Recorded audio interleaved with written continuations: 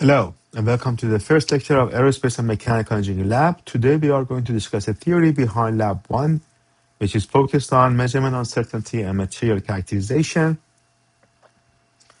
We are going to talk about the statistics and how to do the statistical analysis. We are going to determine the estimate and uncertainty. We are going to introduce the Z-score method, the student T method, and move on to the uncertainty propagation. And in the second part of the lab, we are going to focus on the hardness for engineering materials, measurement of that hardness, the hardness of metals, and plastics. Okay, so the first thing you need to understand when you want to learn about the statistics is you need to know what data is. We define data as the information that has been collected from an experiment, our simulation, in our class specifically.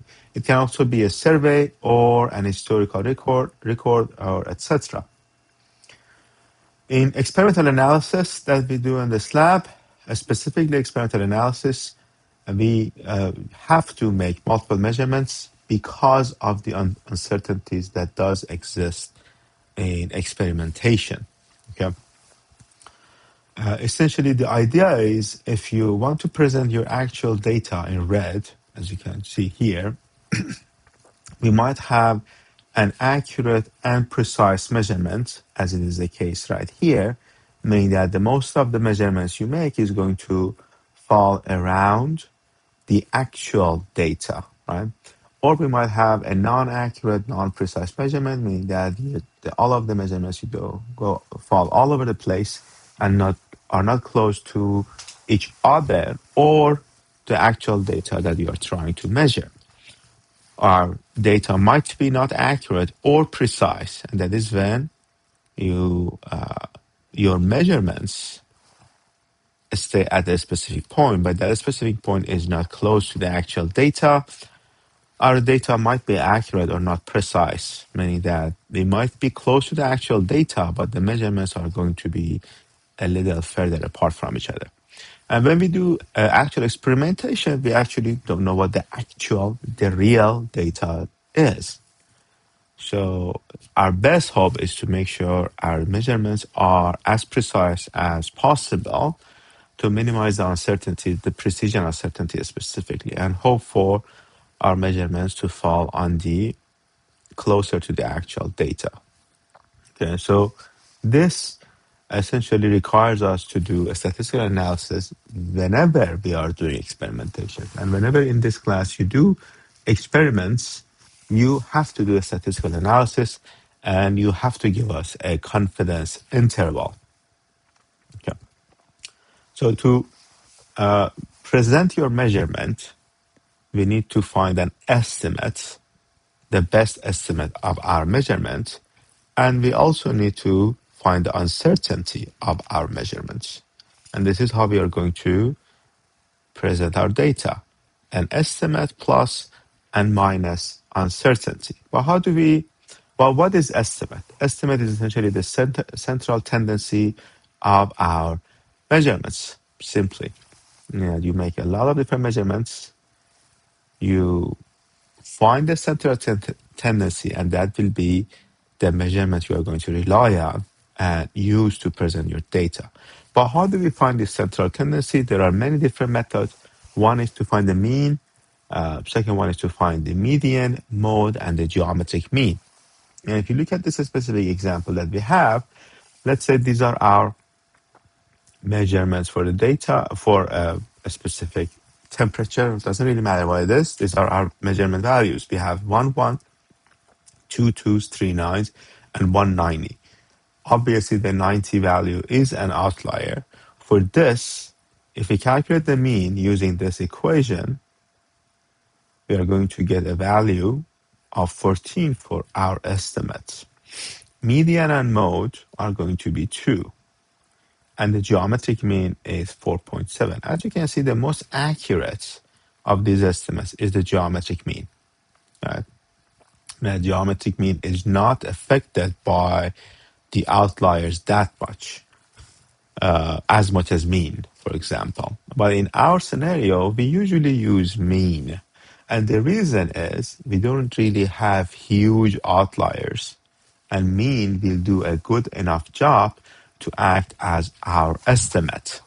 So that, and it is easier to calculate mean, and we are going to use this to calculate the standard error and a lot of other values. So we're going to stick with mean, and it will do a pretty good job of acting as our estimate to represent our data whenever we want to write a report or do some sort of a calculation and present our experiment data. Okay. So next step would be to calculate the uncertainty. To determine the uncertainty, the first thing you want to do is to find the standard error. And a standard error, again, it has its own steps. First step in finding the standard error would be to find something we call the standard deviation. A standard deviation is essentially talking about how much all of your data put together deviate from your estimates. How far all of your data put together would be away from the average of your data.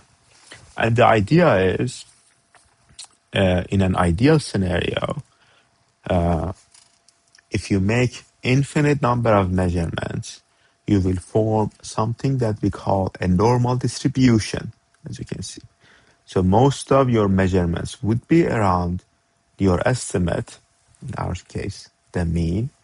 And as you deviate from the mean, as you go further away from the mean, the number of measurements that have those values are going to drop and drop and drop and drop until they get closer to zero. They never become completely zero, but they get closer to zero. And we have three different representation of three different means for three different sets of experiments. As you can see, this one, the blue one, shows the least deviation from the mean because most of our measurements are actually around the mean. But this one, as you can see right here, has a lot of measurements here, which are very far from the mean. So if you were given these three different data sets, the standard deviation value that you calculate would be very far from the mean, would be a huge number for the purple graph, the purple line, and will be a very small number for the blue line. But how do we calculate the standard deviation? A standard deviation is calculated by calculating the square root of 1 over the number of data points you have multiplied by the summation of your data point minus your average value x of m to the power 2. So essentially you take all of your, let's say you have made 5 measurements, you put all 5 here, you find the average first, you put all 5 here, subtract it from your average, take it to the power 2, add them all together, divide it by 5, which is your number of measurements, and then take the square root. That will give you the standard deviation. Then when you divide this value by the square root of n, you have calculated the standard error for your measurements. You want to keep in mind that this is a definition we use for population data sets. What we call it essentially means that this is a definition we use for data sets that have a large number of data, thousands of data points in them, right? Which is usually not the case for our experiments. So later on, we're going to see that we are going to revise this definition just a little bit. Please make sure to do a little bit of practice so you know how to calculate standard deviation. It's a pretty simple process. You are also welcome to use online calculators or write a code that can help you calculate the standard deviation. Okay. So the next step in determining the uncertainty is first, of course, to define uncertainty. We define uncertainty as the frequency with which a certain event occurs after a large number of tries. Okay? So we are talking about probability with uncertainty. It is a bit different from standard deviation. And again, the idea is if we repeat an experiment an infinite number of times, we are going to see a normal distribution happening or a Gaussian distribution happening. But how can we relate this uncertainty to standard deviation? There's a lot of mathematics and statistics going behind this, but simply put, in order to relate the standard deviation or the standard error to uncertainty, we need to find a correction factor, essentially multiply it by a correction factor. We usually call this the z-score, right? How do we find this z-score though? To find the z-score, we have to standardize our normal distribution. How do we do that?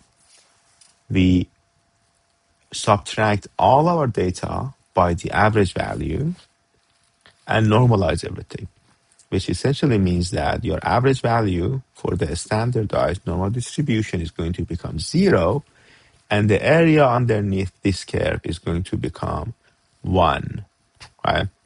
So, which essentially is going to represent 100% occurrence, meaning that there is 100% chance when the area underneath this curve is 1, there would be 100% chance for your measurement to be the actual value, right?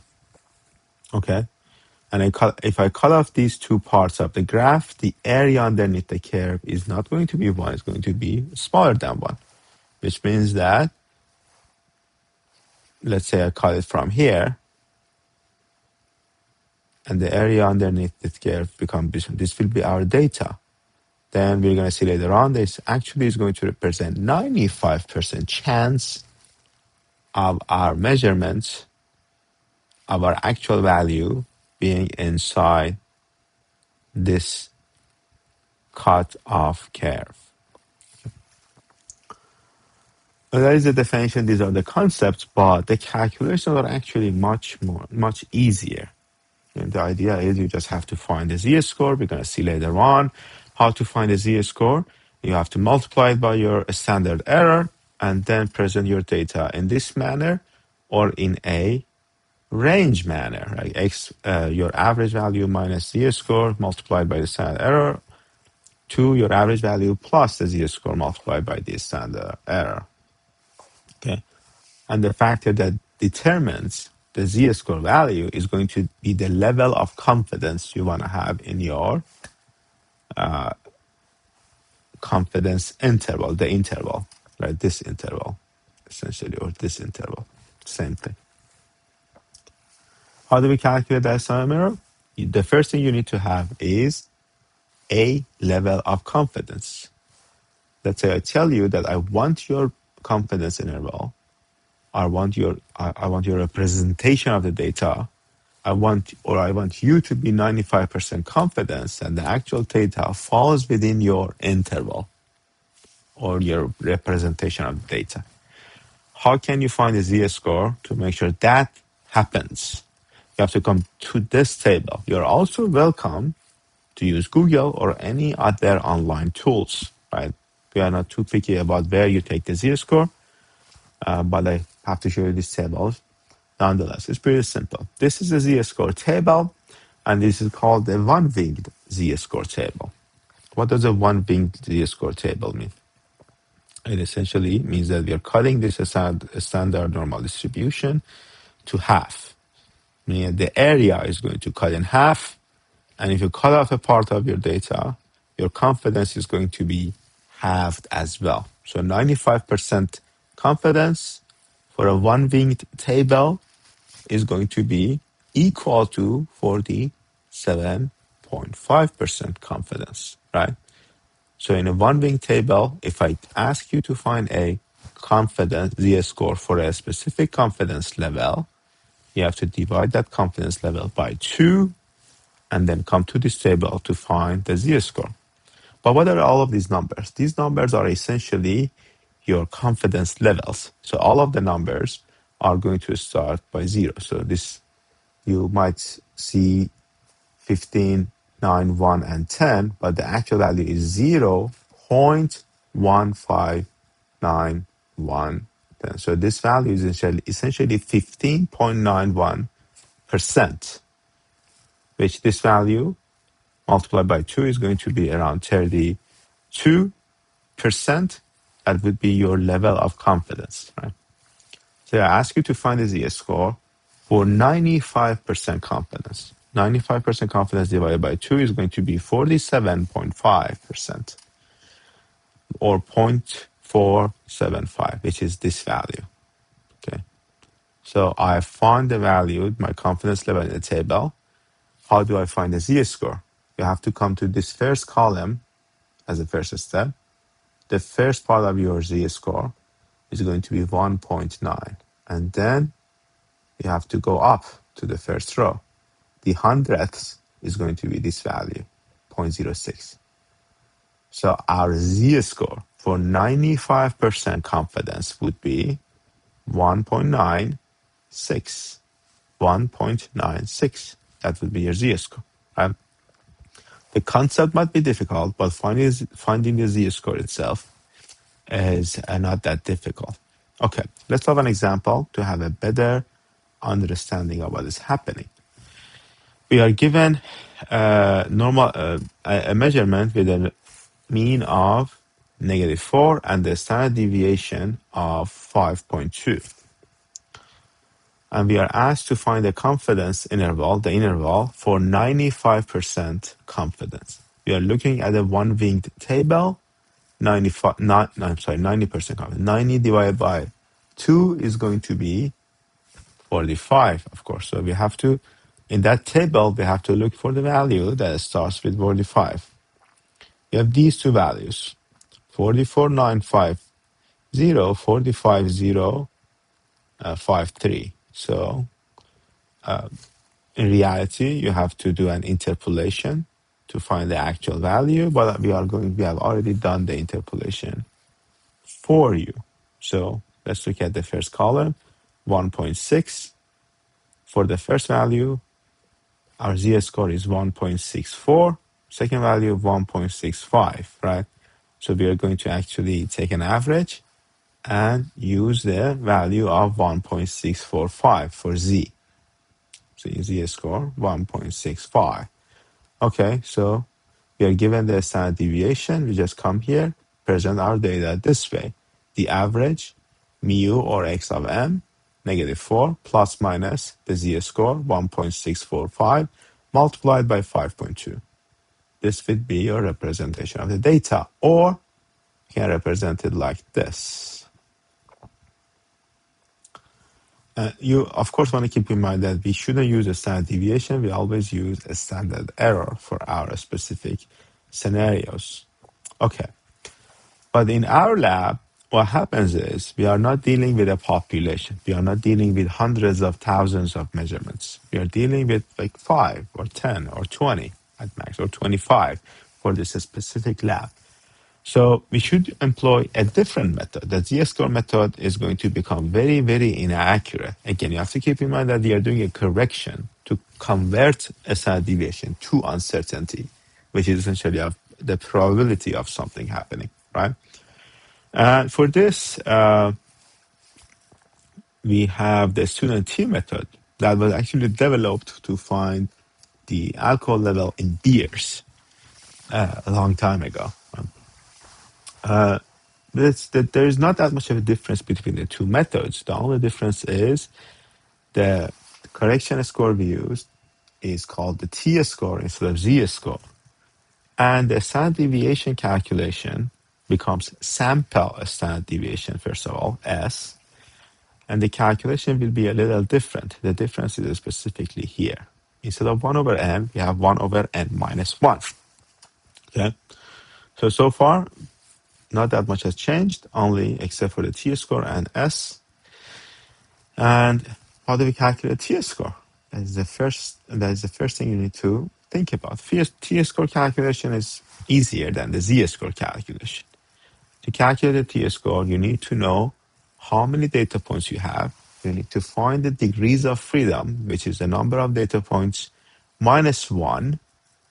So if you have 10 data points, degrees of freedom is going to be 9. Okay. And then you have to know the confidence level, which, let's say 95% confidence right here. For 10 data points with the degrees of freedom of 9, my t-score value is going to be 2.262. You can also use the online sources if you need. but using this table is usually easier for me. Let's have an example problem. We have done a 10 observations, 10 measurements of voltage. Average value of it is 15 volts. Sample standard deviation is plus minus 0.1. We are asked to determine the uncertainty with 95% confidence. The first thing you do, you have to calculate the degrees of freedom, which is 9 for 10 observations, 10 measurements. And we have already seen that the t-score for that is 2.262. And then you have to finish by calculating the uncertainty. Just plug in the numbers and you'll be done. And this is how we present our voltage.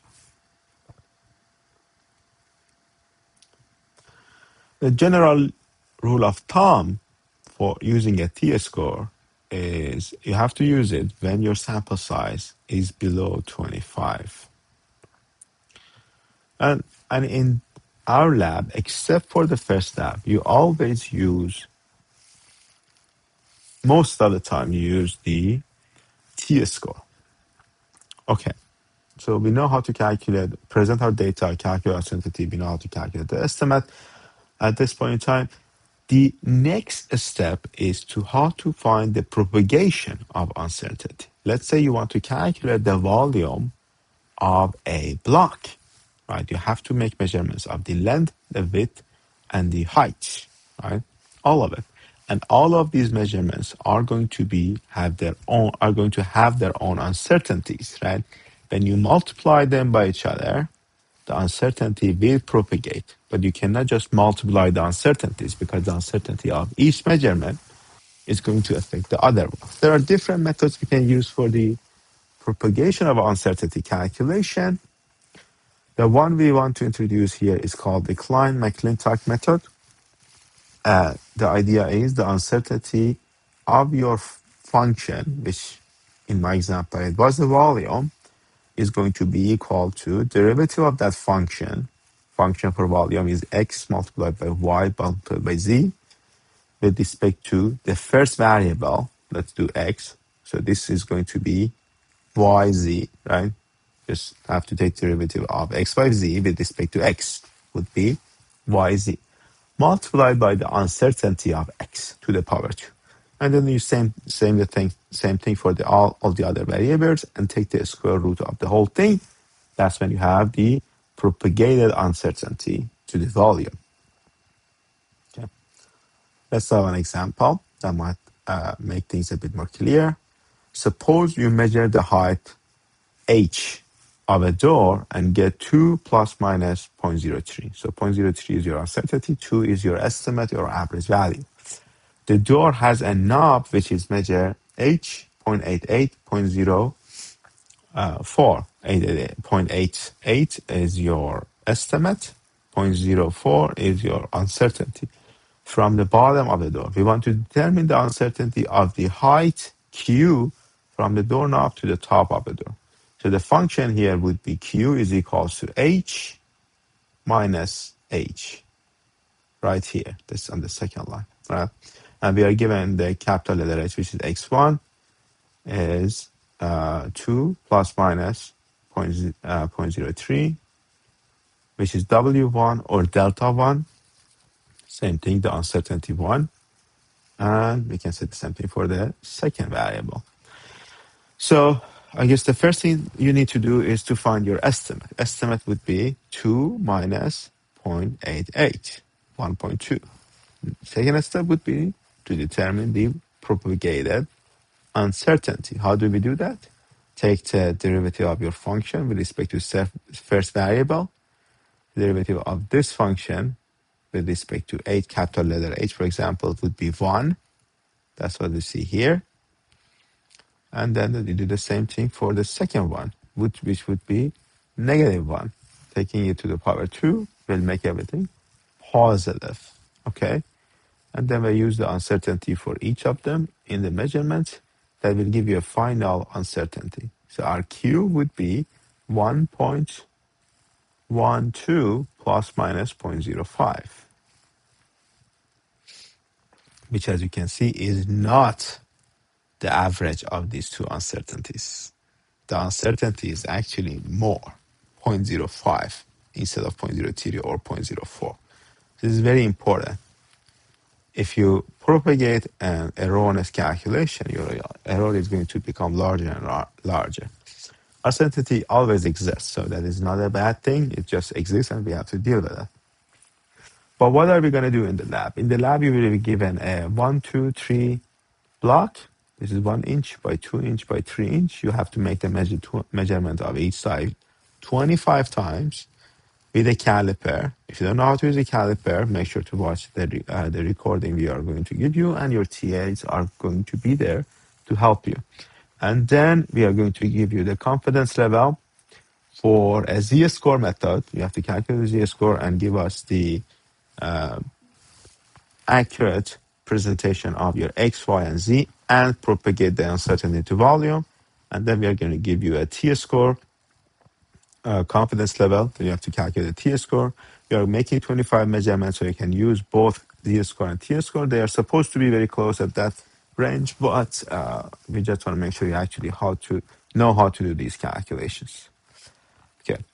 And then you will be ready to move on to the second part, which is the hardness of engineering materials. We define hardness as the capacity of a material to resist plastic deformation, penetration, indentation, and scratching. And these hardness values are pretty useful to us. We can use them to predict tensile strength of the material, and we can also identify the material. You have to keep in mind the hardness is a characteristic of the material, not a fundamental physical property. So we have to do an experiment to find the hardness values. We cannot use theories to find the hardness values. Okay? Experimentation is always needed. What are the different methods we have to measure hardness? We have two main methods: scratch testing and indentation testing. Scratch testing is usually used for brittle material such as ceramics. Indentation used for materials that can undergo plastic deformation, like metals and polymers and rubbers and whatever else. And we are going to focus on indentation testing in this lab specifically. And there are different common methods to do indentation testing: Vickers, Noob, Brinell, and Rockwell for metals, and durometer for soft materials. In our lab, we are going to use a durometer for soft materials and Vickers for the metal that we use. So, hardness of the metals is essentially, or different methods of the hardness of the metals is calculated by creating different types of indents. In the Vickers test, we essentially create a diamond type of indent, as you can see here. A Brinell test create a ball type, and Rockwell create this type of a cone type of indent. Essentially, the idea is you are going to know the force you are applying, and you are essentially applying this force yourself, and you are going to measure the diameter of the indentation, use a correlation to calculate the hardness value. For the Vickers test, this is going to be the device you will be using, micro Vickers hardnesses. We have a newer device as well that it works basically the same as this. It looks a bit different.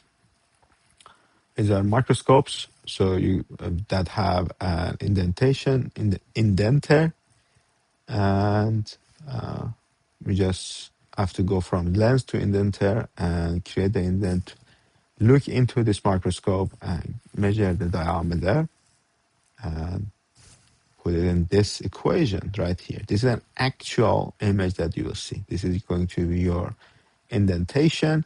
You are going to play with these knobs here, right here, to make sure you are measuring the diameter.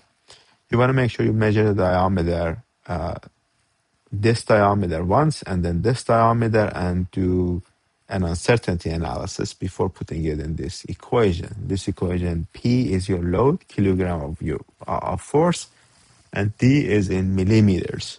So then you have the hardness value. Again, uncertainty calculation is important for hardness values. So I would say it might be better. You need to make a couple of measurements of diameter, have different values for hardness, do an uncertainty analysis.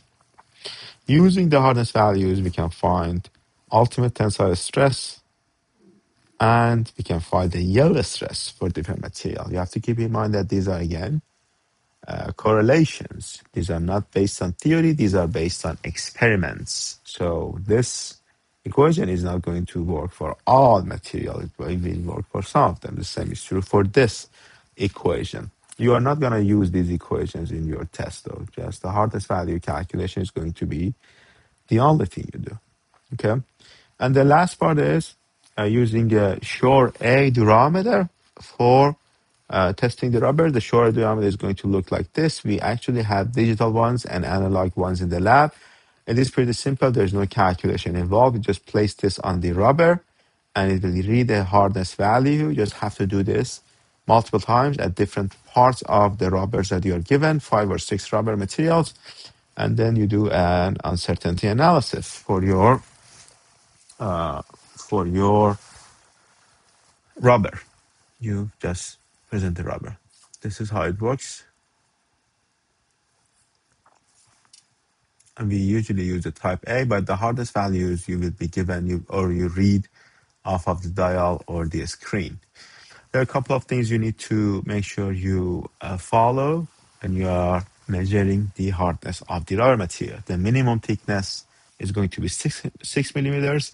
If you don't have a 6 millimeter rubber, you can actually stack them on top of each other, but the accuracy of the hardness value is going to suffer if you do that. And you want to stay further from the edges of the rubber material. Okay. So the idea would be for you to determine the hardness, do an uncertainty analysis. Based on the hardness values, we want you to identify the material that you have tested. How do we do this identification? Just go find hardness tables online and compare the values with the material you have. And precision error needs to be calculated for all of the measurements. That is it for today. Please let me know if you have a question or a concern, and have a good day.